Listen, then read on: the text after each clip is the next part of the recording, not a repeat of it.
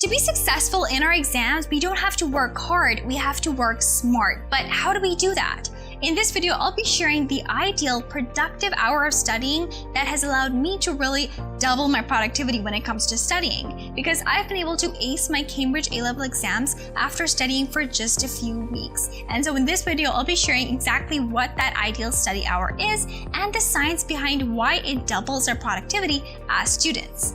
Let's go. If you're new here, I am Emma Alam, the World Memory Champion, World Speed Reading Champion, World Mind Mapping Champion in the junior category, as well as holder of 2 Guinness World Records. And on this channel, I share quick and effective tips on memory, speed reading, and learning. And so if you find this video useful and it helps you in any way, then don't forget to click the like button and subscribe for more tips. Here's what the ideal study hour looks like.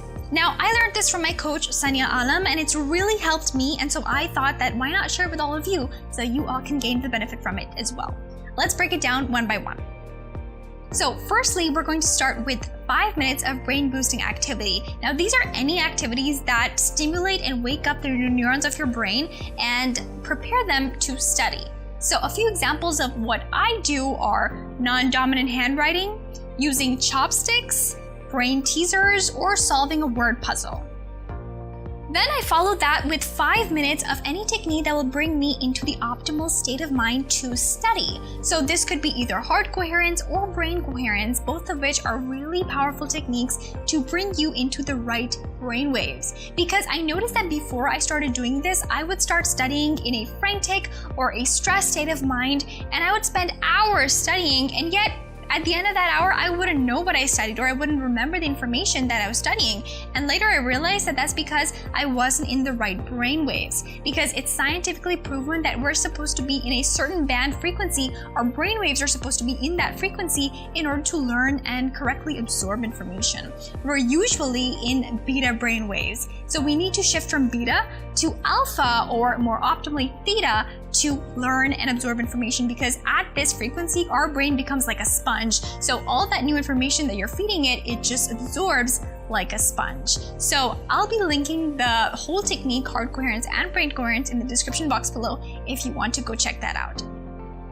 After this, I'll start studying, and there are 3 rules that I follow in this 35-minute time period. Number 1, no distractions. Now that means that my phone notifications are muted and I'm optimally in a place where it's quiet, where I won't be disturbed or interrupted.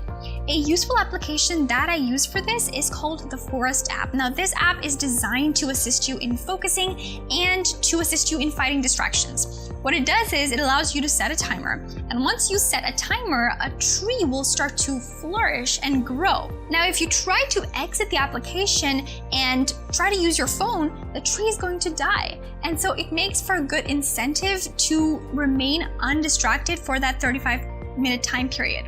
If you want to use this app, you definitely can. It's really useful. Otherwise, you can set any other timer and that will do just fine. Number 2, I use mind maps. Now, I've mentioned this many times, but when it comes to note-taking, mind maps just works like magic for me. So if I'm studying a new chapter or a new topic, I'll just select keywords as I'm learning that chapter and start making my mind map. Now, this allows me to cover a whole chapter's information onto a single page. So that's really helpful when it comes to reviewing the information again.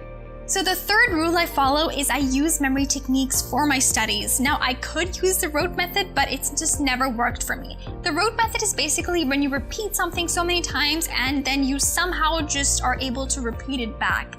But it's time consuming, it's boring, and it just doesn't work for everyone. And so what you can do instead is use memory techniques. Now these are really easy and they're super fun. I recently made a short on how to memorize an economics graph using this. So to quickly explain this to you, for example, if you take the Laffer curve, right?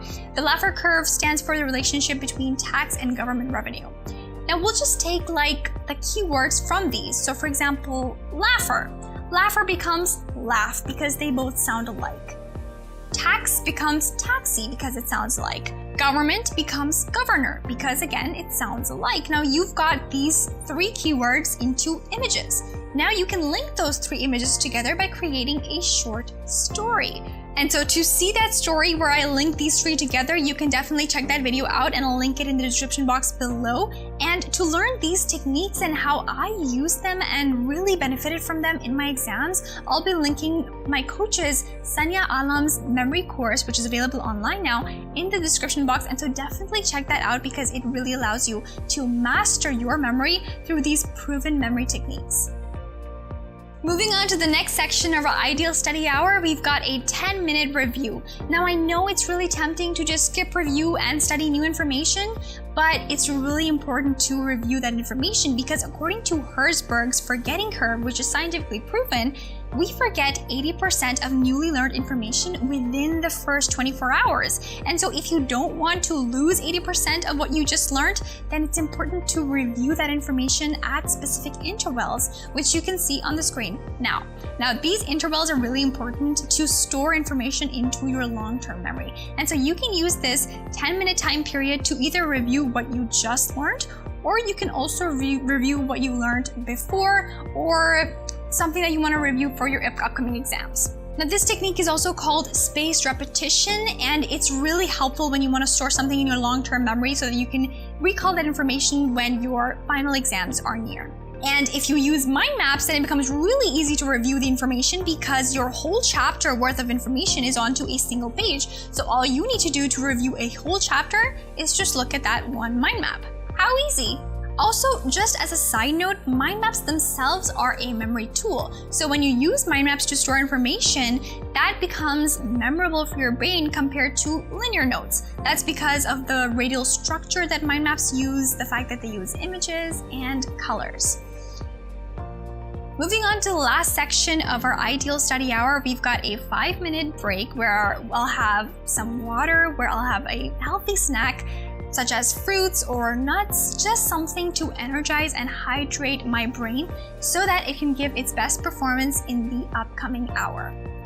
And then I'll just repeat this whole cycle 3 to 4 times for 3 to 4 hours, and you can try this and you'll see that you're able to study more productively in less time. If you want to learn how to mind map in just a few moments, you can click on this video here and I'm going to teach you exactly how to mind map from your study book or from a paragraph that you're studying. And that was all for this video. I'll see you in the next one. Until then, be happy and be joyful.